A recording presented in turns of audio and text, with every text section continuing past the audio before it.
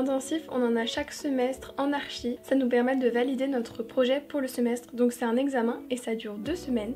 Et pendant ces 2 semaines, on va faire une maquette pour approfondir le projet que j'ai fait pendant le semestre. Donc j'espère que ça va te plaire et c'est parti.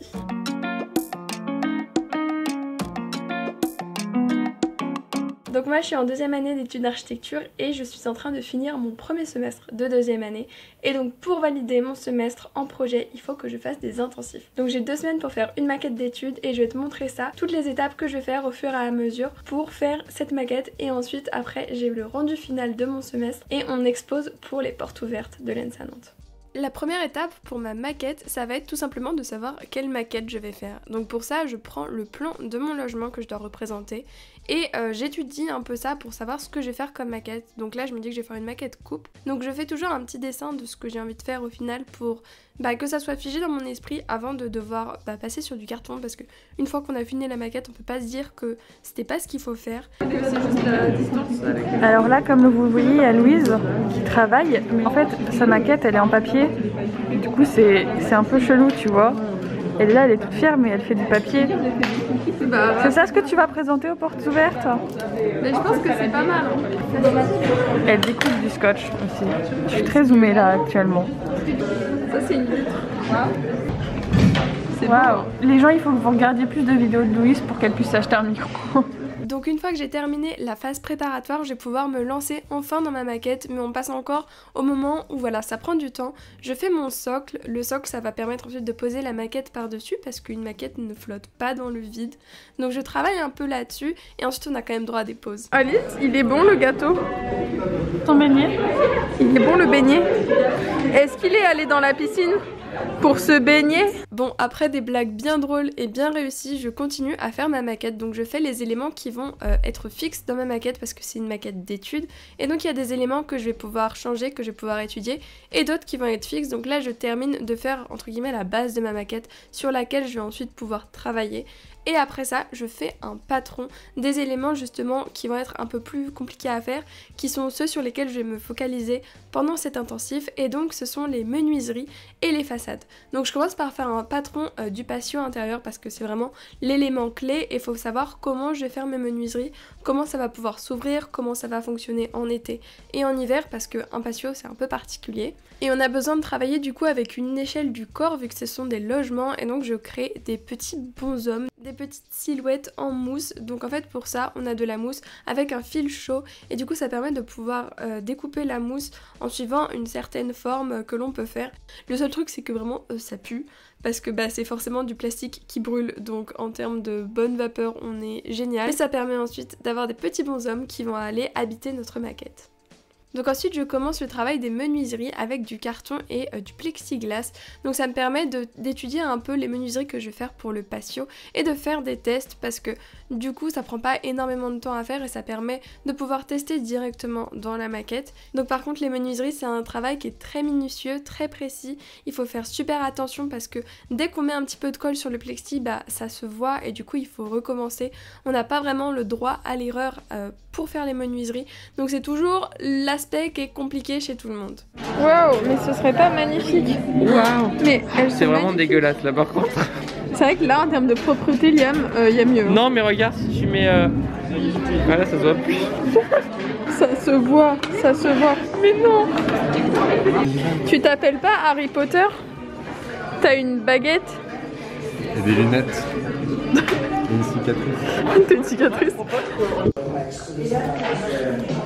Entre ces interludes, j'ai quand même réussi à avancer mes menuiseries. Donc là, j'ai vraiment presque terminé la baie vitrée de mon patio. Donc voilà un peu ce que ça donne. Et j'ai réfléchi aussi aux ouvertures. Donc comment ça pouvait être ouvert en été et en hiver. Donc le but c'est d'avoir en fait 2 modèles, un qui est ouvert et un qui est fermé pour pouvoir les interchanger dans la maquette et donc se rendre compte de l'espace que ça crée une fois que on a les menuiseries qui sont ouvertes ou fermées. Et donc comme tu peux le voir ici, c'est vraiment un travail qui est hyper minutieux, hyper précis.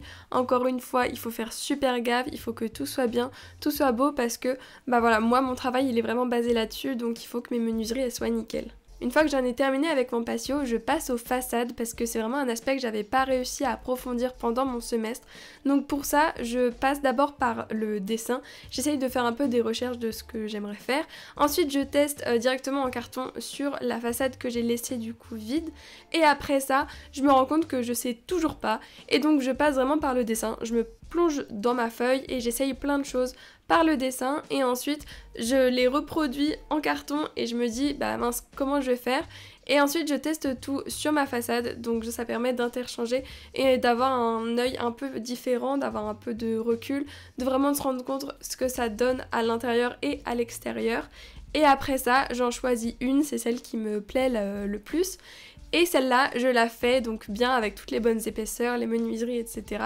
Et ce sera ma façade finale. Donc une fois que les grandes lignes de notre maquette sont faites, on passe aux finitions. Les finitions, c'est vraiment à ne pas négliger et c'est ça le problème quand on fait des charrettes, c'est que du coup, on zappe l'étape finition et c'est vraiment ce qui permet ensuite d'avoir une maquette qui est toute belle, toute lisse, toute propre. Ça permet de, dès qu'il y a un petit truc qui va pas, un petit truc qui est pas droit, un petit interstice, on le comble, on le cache, on trouve une manière de faire que ça rende encore mieux et ça permet ensuite d'avoir une maquette finale qui est toute belle, toute propre. Donc c'est vraiment pas à négliger. Et donc là on est tous là le soir après les cours à fignoler notre petite maquette pour qu'elle soit nickel et qu'il n'y ait plus de soucis dessus et que vraiment pour le rendu elle soit parfaite. Parce que la propreté de la maquette c'est vraiment pas à négliger et souvent c'est pas ce à quoi on pense le plus mais en réalité c'est énormément regardé et c'est hyper important. Ceci est la maquette à faire, la plus jolie du semestre. Ceci est une maquette ratée. Ceci est l'erreur à ne pas faire. Regardez, la mousse est bien faite, la mousse est super bien faite. La glace elle est un peu sale, c'est pas ouf. Après bon bah là c'est de la merde, hein. Regarde le rideau il est pas ouf hein. Mais t'as vu ta maquette? Et donc voilà à quoi ressemble ma maquette une fois qu'elle est terminée avec tous les petits bonshommes qui sont placés à l'intérieur histoire de bien comprendre l'espace. Donc voilà, c'est une maquette coupe du logement que je voulais étudier. Ce logement c'est entièrement moi qui l'ai inventé. Il correspond au lieu dans lequel il est placé. Et donc la particularité c'est que c'est un logement en longueur qui est inversé. Donc ça veut dire que le séjour est au niveau supérieur et ensuite les chambres sont au niveau inférieur. Ce qui permet au séjour de profiter de la lumière du patio et aux chambres du coup d'avoir un peu plus d'intimité et les fenêtres sont réfléchies pour que ça dérange pas au niveau visuel par rapport à la rue en tout cas, qu'il n'y ait pas trop de problèmes d'intimité par rapport à ça, donc c'est pour ça que j'ai basé mon travail là-dessus. Je filme ta maquette Julia. Waouh, je vais apparaître dans ta vidéo? Mais ta manche oui. Donc tu pourras reconnaître ton magnifique pull au vert. Et voilà un peu ce que donnent aussi les maquettes des autres parce que moi mon travail est très propre à ce que moi j'ai fait pendant le semestre mais les autres ont travaillé sur d'autres choses donc ça donne un peu une idée. Non mais tu peux arrêter avec lui. C'est son prédilection. Tu m'envoies ça s'il te plaît. Ensuite, pour pouvoir préparer le rendu, on doit prendre notre maquette en photo. Donc je réfléchis d'abord aux prises de vue que je vais faire pour mes photos. On installe un fond, donc on met juste des plaques de carton en fait de part et d'autre de la maquette, histoire d'avoir un fond bien beau, bien uni.